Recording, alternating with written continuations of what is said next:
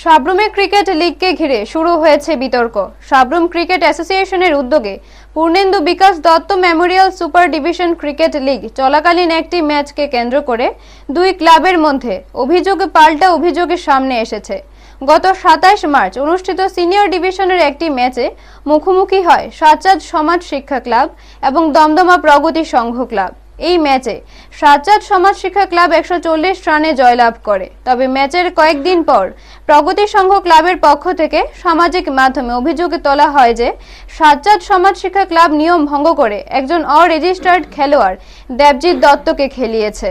দমদমা প্রগতি সংঘ ক্লাবের team manager অলোকমণি Das বৈষ্ণব ঠিক কি অভিযোগ করেছেন তা একবার শুনে নিন। আপনি কে? আমি দমদমা প্রগতি সংঘের পক্ষে টিম ম্যানেজার শ্রীমতী শ্রী অলোকমণি দাস। বিষয়টা হলো ওই দিন 27 তারিখে আমাদের প্রগতি সংঘের সঙ্গে সাজ্জাদ সমাজ শিক্ষা ক্লাবের ম্যাচ ছিল। তো ওই দিন ম্যাচ ঠিকঠাকই সম্পন্ন হয়, কিন্তু পরক্ষণে আমরা জানতে পারি যে সাজ্জাদ সমাজ শিক্ষা ক্লাব রেজিস্ট্রেশনের বাইরে, অর্থাৎ 15 জনের যে রেজিস্ট্রেশন হয় সেই টিসিএর গাইডলাইন অনুসারে এর বাইরে একজন প্লেয়ারকে খেলিয়েছে। ওর নাম হলো ইয়াস দত্ত। কার জায়গায় খেলিয়েছে? দেবজিৎ দত্তের জায়গা। দেবজিৎ দত্তের রেজিস্ট্রেশন ছিল? দেবজিৎ দত্তের রেজিস্ট্রেশন ছিল, উনি খেলেননি। ও খেলেনি, ওর ইয়াস দত্ত খেলিয়েছে। এই অভিযোগের সামনে আসতেই রবিবার সাজ্জাদ সমাজ শিক্ষা ক্লাবের টিম ম্যানেজার নবারুণ চক্রবর্তী সংবাদ মাধ্যমের মুখোমুখি হয়ে বিষয়টি নিয়ে বিস্তারিত প্রতিক্রিয়া জানান।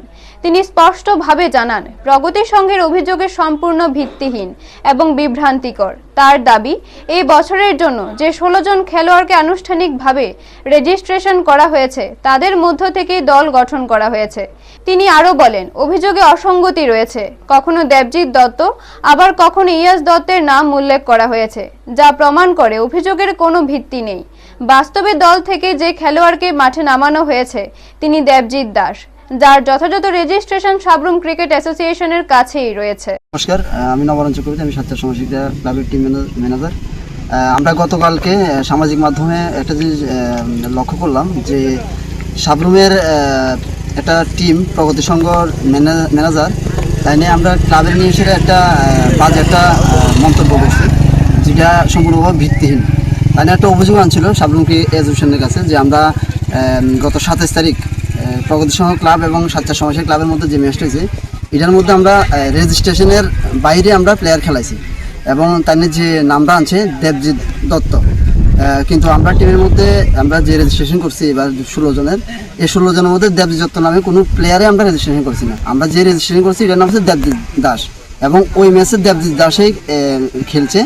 কোনো ইয়াস দত্ত, দেবজিৎ দত্ত নামে কোনো প্লেয়ারে আমরা এনে খেলাইছি না। তারা এদিকে সাজ্জাদ সমাজ শিক্ষা ক্লাবের পক্ষ থেকে সাব্রুম ক্রিকেট অ্যাসোসিয়েশনের কাছে দাবি জানানো হয়েছে বিষয়টি খতিয়ে দেখে প্রগতি সংঘ ক্লাবের অভিযোগ যে ভিত্তিহীন তা আনুষ্ঠানিকভাবে প্রমাণ করার জন্য।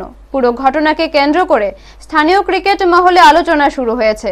এখন নজর রয়েছে অ্যাসোসিয়েশনের অভিযোগে পাল্টা অভিযোগের বিরুদ্ধে কি সিদ্ধান্তে পৌঁছায়। ব্যুরো রিপোর্ট, নিউজ তৎকাল 24।